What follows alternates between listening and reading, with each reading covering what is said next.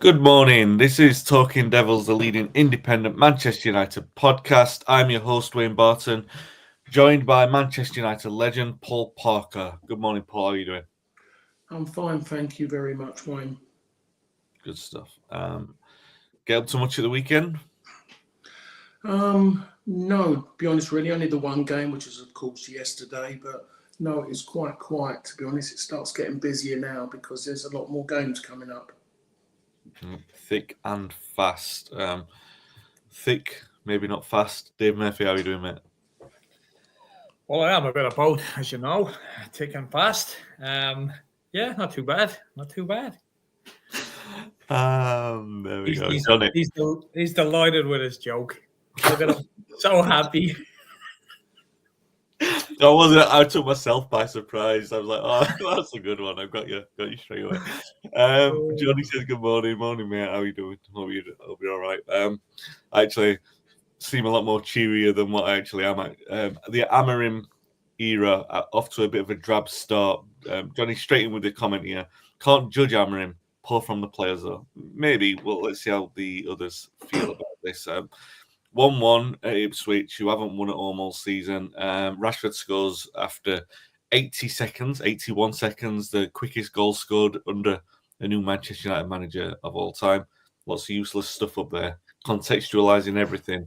Every time a goal goes in, I'm like, oh yeah, that one. Good equaliser scored by Ipswich, so definitely deserved it. They had the better chances. Forced an honour into a couple of really good saves. 1-1, probably a fair result, although if we'd have lost the game through one of those chances, I don't think we could have had any complaints.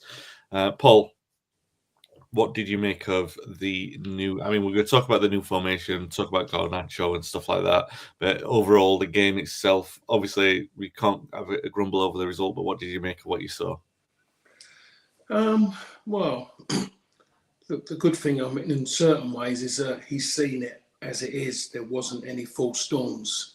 Yeah. You know, a lot of people are sitting there going, here it goes again. Everything's going to be good. Players are going to maybe start doing stuff they hadn't been doing. And there was none of that really. The first 81 seconds, as you mentioned, people might have thought, hold on a minute. But after that, then it just kind of, in a way, just went back to norm. Everything slowed down, played at a slow pace, I think gave Ipswich confidence more than anything, because there was just going back on a hill to that happening, and the typical United side would have gone for it, especially away from home. They would have taken the game to them, and then straight away, because the support that they did have there, and which you'd expect to United away from home, would have done the rest. But there wasn't enough characters there to go and do that. They thought that was enough to get them over the line, or maybe just get them to the brow of the hill, but they never showed any more in the end.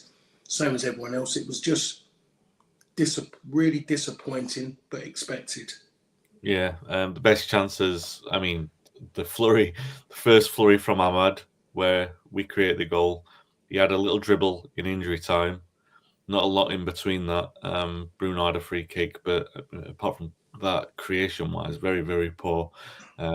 Ipswich, though, probably benefiting from the familiarity they've had over McKenna over that last 2.5 years. Dave, what did you make of the first 90 minutes under the new regime? I mean, I don't think it could have got off to a better start, really, could it? 81 seconds in, we got a goal up, and then it just fell flat.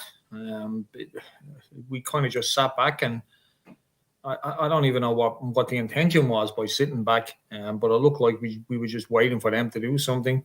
We got overrun in midfield. I was a little bit surprised by his selection in midfield, because Ipswich are always going to be up for especially at home. They just had so much energy in the centre of the park. They just walked past us, really. Really, really happy for Ahmad. I think he's probably our best player right now. But it was flat. But there is silver linings to stuff like this, and that is that it doesn't paper over the cracks of the problems that we have, because there's that saying of the new manager bounce, but that certainly didn't happen yesterday. Pretty disappointed, very drab game, and I know we'll talk about the formation later on, but all in all, like I said, we couldn't have got off to a better start, and then the manager got to see 89 minutes of what we're really about, and he looked pretty disappointed in the end, to be honest. Yeah, I mean, mentioned that we played it a little bit too safe. Saw that repeatedly in the second half, where United had a lot of the ball, but a lot of it was sort of like turning around and passing back to Onana. Even in midfield and attacking positions, we were doing that. Do you feel like maybe there's? I want to talk about the formation by itself in a moment, but do you think that maybe that kind of cautiousness came from that? Yeah, I think so. It's just, I mean, we've seen that for the past couple of years. It's so frustrating that we could be in a very advanced position, and all of a sudden our centre back ends up with the ball, and then we're moving it to the other side of the pitch. We're so easy to play against. It's ridiculous. I think some of the players were being overcautious yesterday because they know they're playing for their careers, they're playing for their future, Manchester United, and no one seemed to want to make a mistake, and no one seemed to want to take that chance. Even Fernandes was a bit subdued, and he's normally our only player that really will take chances. Maybe it's a bedding in period. They're just unsure what they have to do right now. But it was very, very disappointing. I mean, Ipswich have only won one game in the whole season, and that was against Spurs last week. They were there for the taking, but there's times that Manchester United seem to give the opposition team confidence to come at us, and yesterday was one of those times. And like you said, there was one point in the second half, I think United had 77% of the possession, but most of it was in our own half. It just kept going backwards. It's kind of silly. Yeah, there was a mention of Fernandes, so he dropped into when all the changes were being made, Paul. The difficulty with that formation anyway is that United is a little bit like square pegs in round holes. I think I counted 5 of the outfield players in an unfamiliar position to what you would expect in a, let's say, 4-2-3-1, which is the pretty much accepted norm across football at the moment. So changing to that shape is another thing. But then when you're making all the subs, it was kind of erratic in its own way. And he mentioned he wanted to move Bruno back into midfield because he wanted him to be closer to the ball. Which, considering we've got so many central midfielders at the moment, and it's difficult enough to find a place for Bruno. What did you make of that sort of cautious side of the second half yesterday? Well, it was just an absolute mess as far as I'm concerned. I actually use those words, square pegs in round holes, when I was commentating, to be perfectly honest. But I still believe that as a player, the commentator with me tried to give United an excuse by saying that the players haven't had enough time to work with the manager, and they've got so many games, I think 11 games in 34 days, so it's going to be tough for him to get things going. And I turned around and said, if you play for Manchester United, you adapt. You should be able to adapt. If you come to any level of football in that top division, you should be able to adapt. Unless you're going from a goalkeeper to a centre forward, then it shouldn't be too difficult to go in there and do a job at least. And I don't know whether or not it's because they're not good enough and they can't, or they don't want to. So I personally, and I think it's been said he started with the wrong team. Dave's already said that. I think the wrong players. Maybe he was looking to see certain players and maybe find out more about them, which is a risk really in a proper match. Or he's just did it believing that was the best he could put out, the players who could deliver that system for him. But when I look at it, I look where Bruno was. Bruno was maybe too advanced for where he's better off. He's better off being in, as the manager pointed out after, he wanted him in and around the ball, because Bruno in front of the ball is maybe not the same player. I think he wants to dictate, but he's going to have to change his game slightly from his long ball game. Starting with Garnacho in that position was a no-no in a million. You might as well put Garnacho put him on a wing-back position and put Ahmad in there. You would have got more ability with the ball in there. But the problem is you can't have Garnacho as a wing-back because he doesn't want to run back. So the second half was a bit of a mess. And if Ipswich should have won the game 2-1 or whatever, everyone would have said they slightly deserved it. But even then, we have to say that second half for 35 minutes was a nothing game. There was nothing there from either side. It was so placid. It was incredible. I just can't explain why. I can talk more of United about, but I can't talk about Ipswich, why they didn't really go for it. I just don't understand it.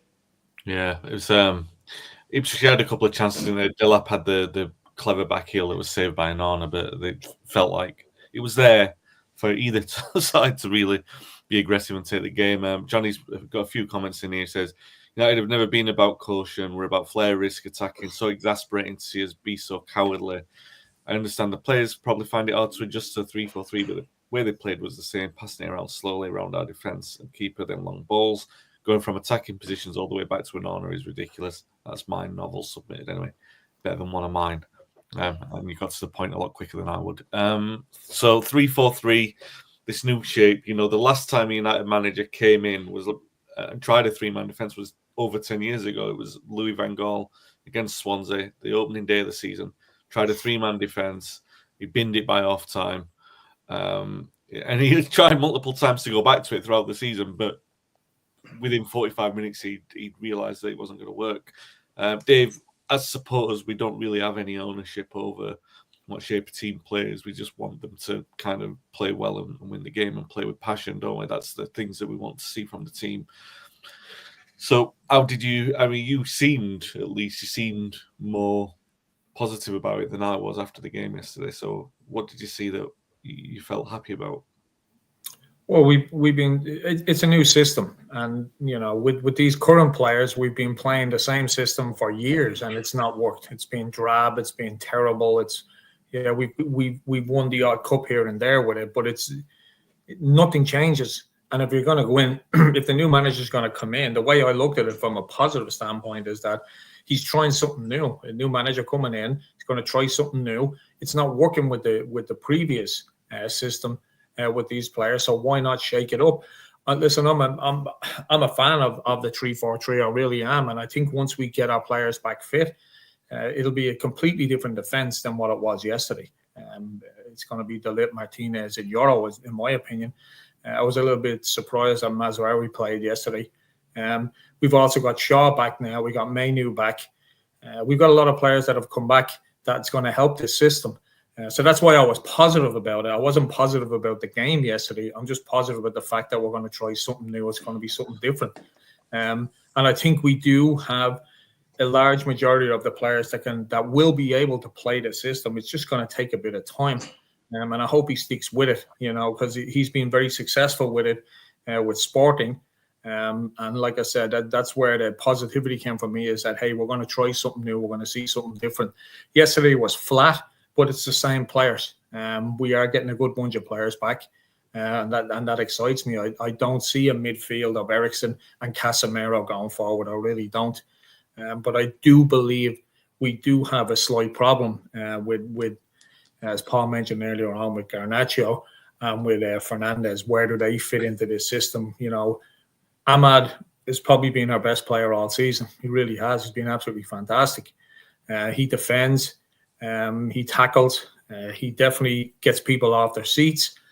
The only slight problem I have with him is all the rolling around. He's got to cut that out, because he's not going to get anything from referees if he continues to do that. But yeah, the positive thing for me was we're going to try a new system, because we've been watching this whole drab system for years now under several managers. And I'm not, that, like I said yesterday, that's the positive thing I take from it, is that, hey, new system, got a couple of I won't say easy games, but winnable games at home coming up over the next 3. And I'm excited to see that formation in those games. Paul, you played, before you came to United, you played in those different formations, played as a wing back, played as a player in the back 3. When you were at United, you played predominantly right back. And I do remember a couple of occasions in the 95-96 season where we played a 3-man defence, played it at Villa Park, and played it at Spurs. We got battered both times. I'm not necessarily putting that down to the system. I think, we had injuries around we had a lot of injuries around both times of those games. But the point is that Fergie never played that, and United traditionally didn't play that. You had no problem playing in that. And you were saying earlier about good players adapt. I mean, yesterday, that is a really good point, really, because Ahmad just played his natural game, and everyone else looks like they're not playing a natural game. Do you know what I mean? And that's a sign of a player who, I'm not saying unwilling to adapt, but you know what I mean? You can't always play 4-2-3-1 in every single football team that you play for. So you're going to have to learn to sort of play a little bit differently. And it seemed a little bit alien to some of these players yesterday. We will talk about Garnacho by himself in a second, but what did you make of the actual formation change? Do you think it's something that is difficult for United, or do you just think because of that square pegs and round holes thing, it's going to take a little bit of time? It will take time, and it's not going to happen this season. If he's allowed to maybe do what he wants to do in the summer and get the players he wants. But again, you're talking 3-4. If you're going to do what he wants to do, when you look at the areas, I think he's going to be, again, hoping that he's allowed to maybe do something in January and maybe in the summer to try and get what he wants if he wants to play that system.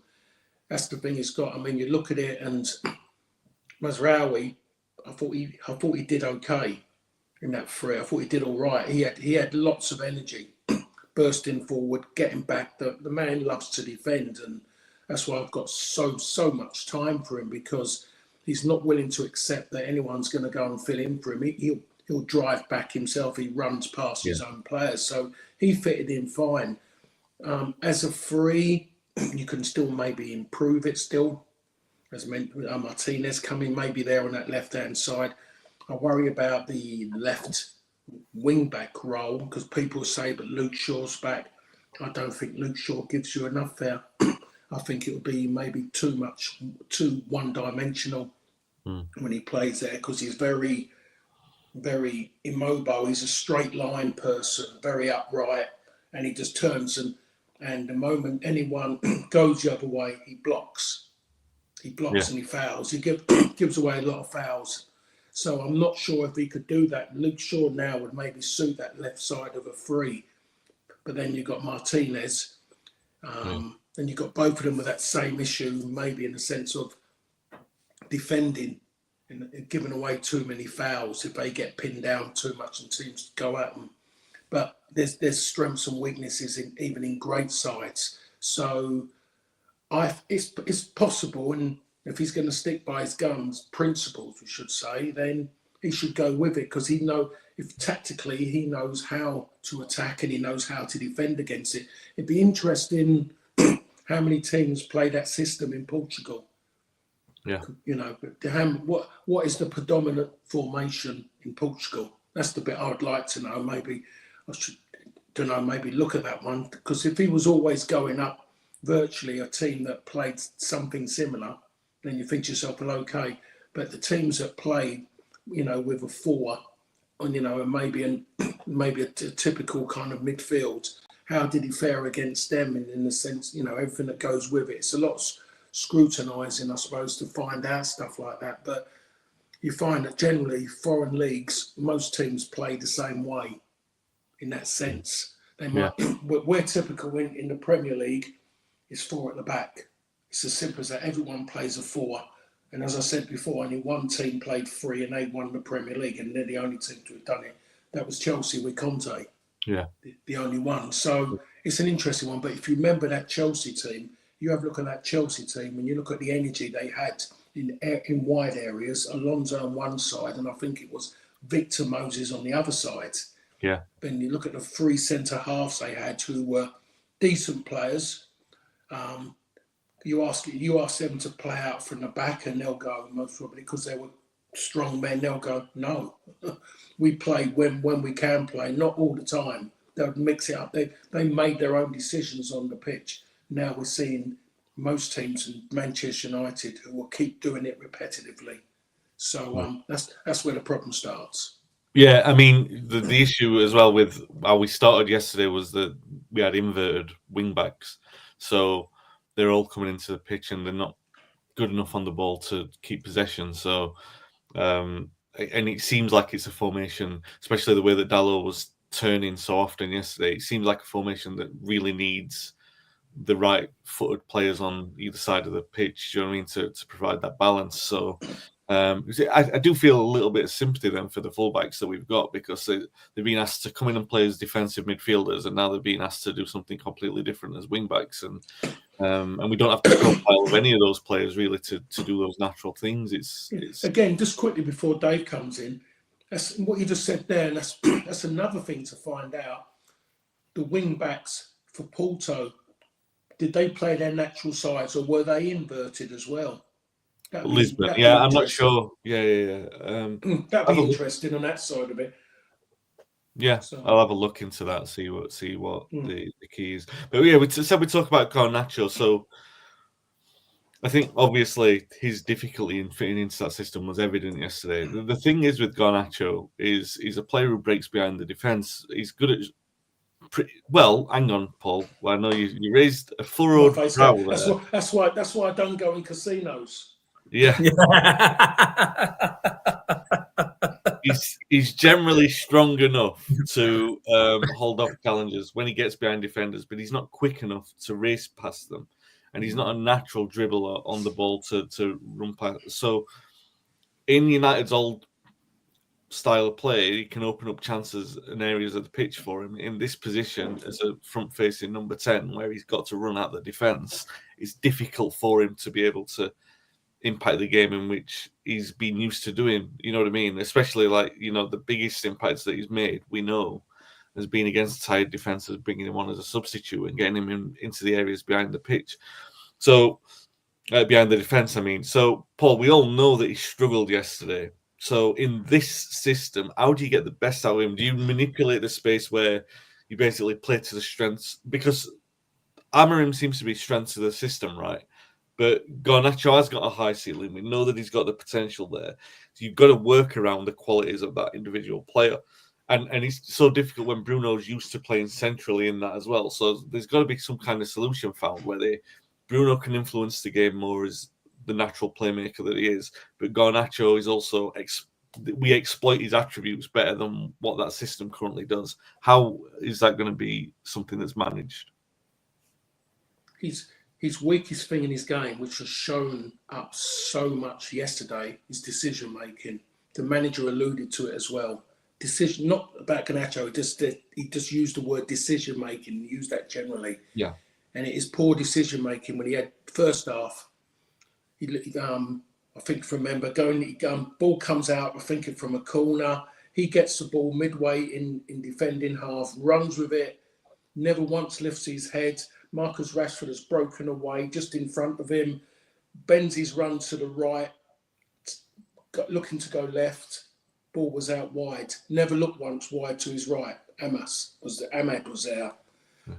Then there was one in the second half again, comes in on the left-hand side. First touch, fine. Should have lifted his head to look to his right. Marcus Rashford bending away far, doesn't do it. The moment he decides to look when he's on the edge of the box, what he decides to do with his left foot, put it across. It was too late, and it was blocked by the player running with him, who was about to take it off his toe.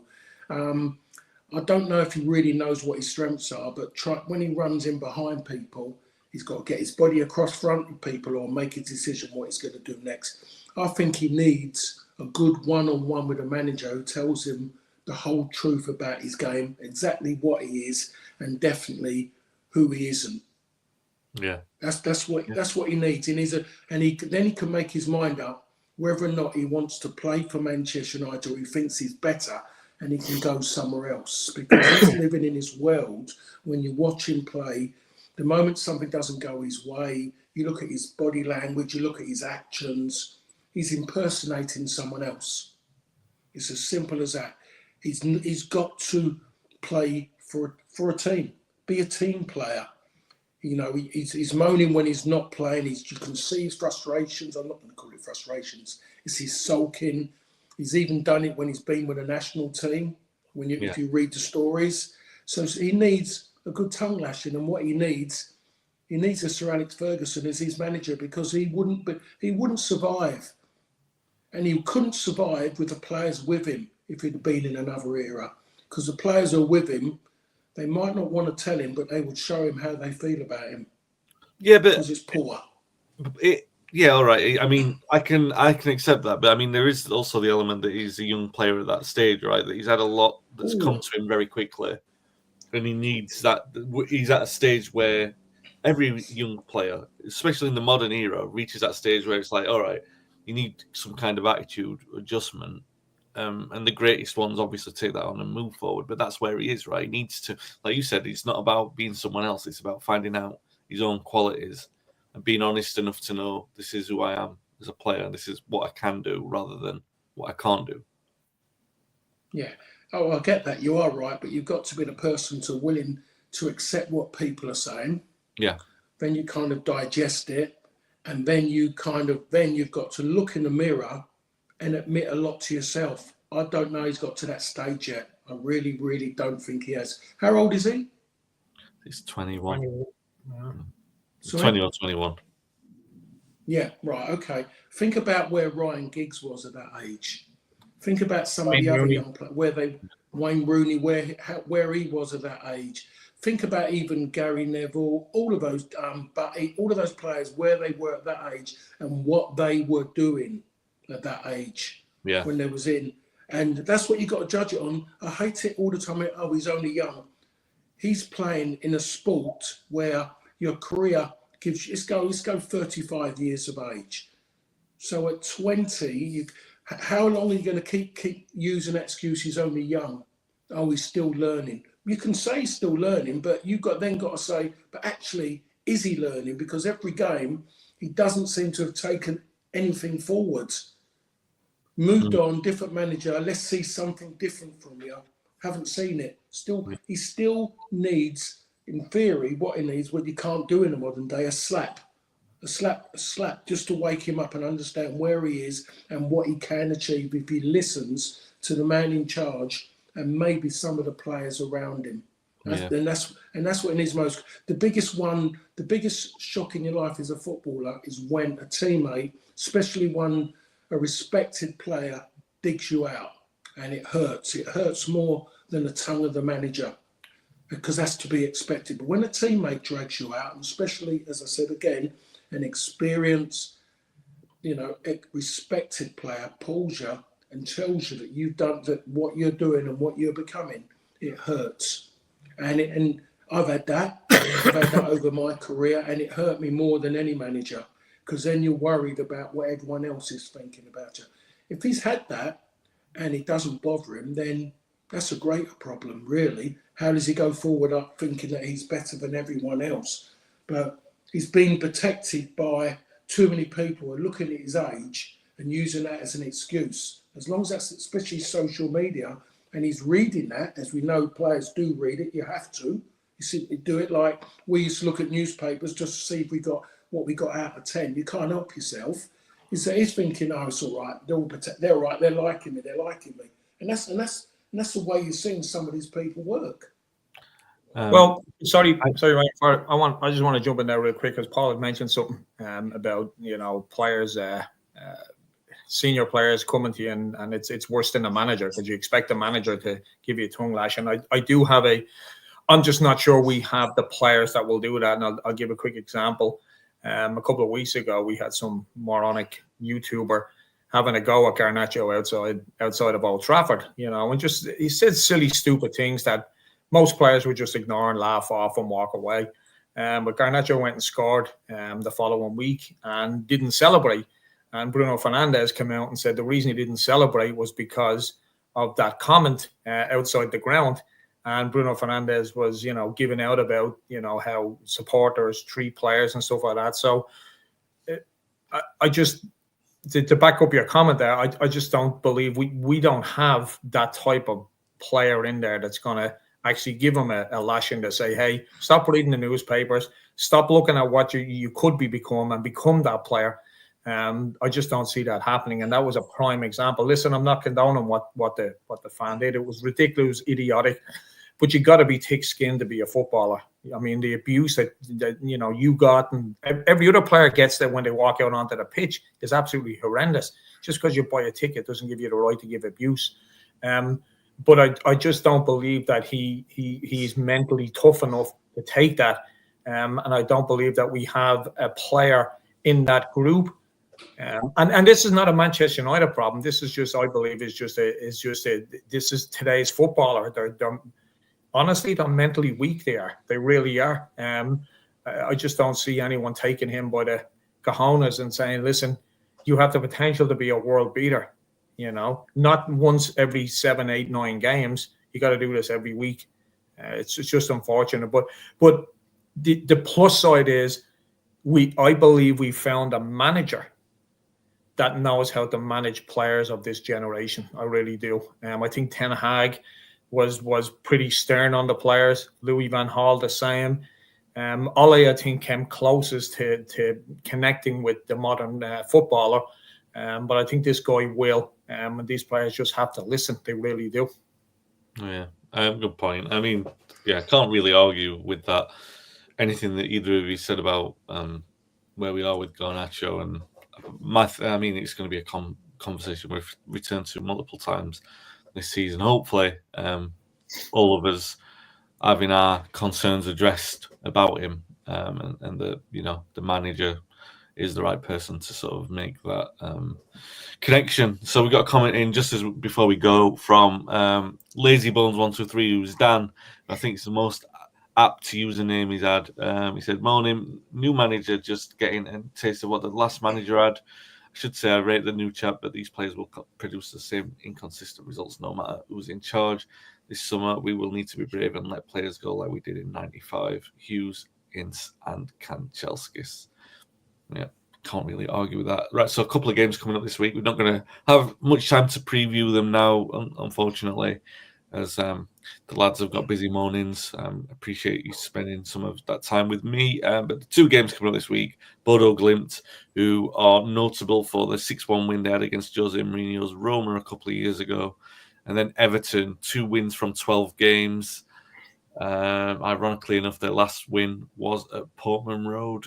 They haven't scored for 3 games. Sean Dyche will be back for the basics. But I think that's a good test, right, for Amorim's first Old Trafford League game. We will be back next week to talk about it. Have a great week, guys. Not the great start, but like Paul and Dave said, in perfect context, better to not have the Emperor's new clothes on an occasion like this. Better to see it for what it is, warts and all. And then we can get on with the real stuff of actually moving forward. And let's hope that that's what this is going to be. Thanks for spending some of your Monday with us, guys. Have a great week. Thanks for watching. Thanks for listening.